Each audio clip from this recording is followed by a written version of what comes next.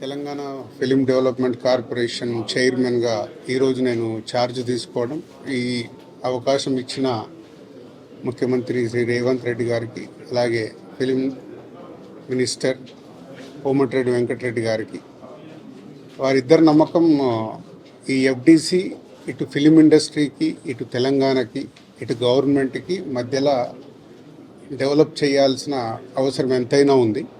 ఎందుకంటే ఒకప్పుడు ఎఫ్డిసి అంటే సినిమా ఇండస్ట్రీకి అన్ని రకాలుగా సినిమా ఇండస్ట్రీలో ఇన్వాల్వ్ అయి ఉండేది. సో మళ్ళీ ఆ పూర్వ వైభవం ఎఫ్డిసికి తీసుకురావాలనేది సీఎం రేవంత్ రెడ్డి గారి ఆలోచన. సో దాని గురించి నన్ను ఎఫ్డిసి చైర్మన్గా నియమిస్తున్నానని చెప్పారు.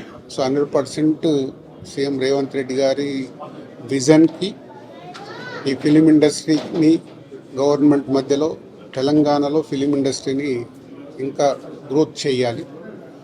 అలాగే తెలంగాణ ఇంతకుముందు తెలంగాణ తెలుగు సినిమాలకి, అలాగే ఇప్పుడు స్టేట్స్ సపరేట్ అయిన తర్వాత తెలంగాణలో తీసే సినిమాలకి ఎంకరేజ్ చేస్తూ ఈ సంస్కృతి, తెలంగాణ సంస్కృతిలో సినిమాలు వచ్చేలాగా ప్రయత్నం చేస్తూ తెలంగాణలో ఫిలిం ఇండస్ట్రీని గ్రో చేయాలి. అలాగే తెలుగు ఫిలిం ఇండస్ట్రీ ఇప్పుడు హైదరాబాదులో, మద్రాసు నుంచి హైదరాబాద్ వచ్చినప్పటి నుంచి ఎంతో తెలుగు ఫిలిం ఇండస్ట్రీ గ్రో అయింది.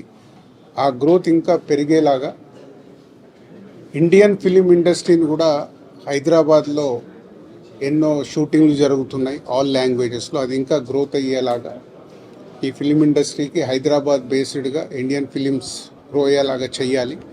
ఇలాంటి ఎన్నో ఆలోచనలతో సీఎం రేవంత్ రెడ్డి గారు ఈ ఎఫ్డిసి చైర్మన్గా నన్ను నియమించారు.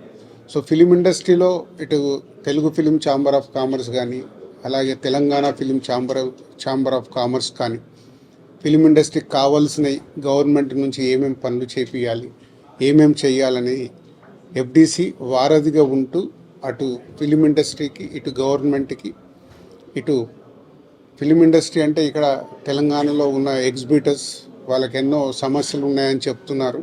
సో గవర్నమెంట్తో మాట్లాడి సాల్వ్ చేయాలి. అలాగే ప్రొడ్యూసర్స్ ఎప్పుడు హైదరాబాద్లో షూటింగ్ జరుగుతున్నప్పుడు మాకు సింగిల్ విండో షూటింగ్లు జరిగేలాగా ఇమ్మీడియట్లీ పర్మిషన్స్ వచ్చేలాగా ఎప్పుడు మాకు ఛాంబర్లో డిస్కషన్ జరుగుతాయి. ఇవి ఆల్రెడీ వాళ్ళు అడిగిన ఈ పాయింట్స్ అన్నీ ఇమ్మీడియట్గా గవర్నమెంట్ దృష్టికి తీసుకెళ్ళి అన్నిటినీ స్మూత్ చేసి అందరికీ ఈ ఎఫ్డిసి అటు ఫిలిం ఇండస్ట్రీకి, ఇటు గవర్నమెంట్ మధ్యలో తెలంగాణలో గ్రో చేయడానికి ప్రయత్నం చేస్తాం.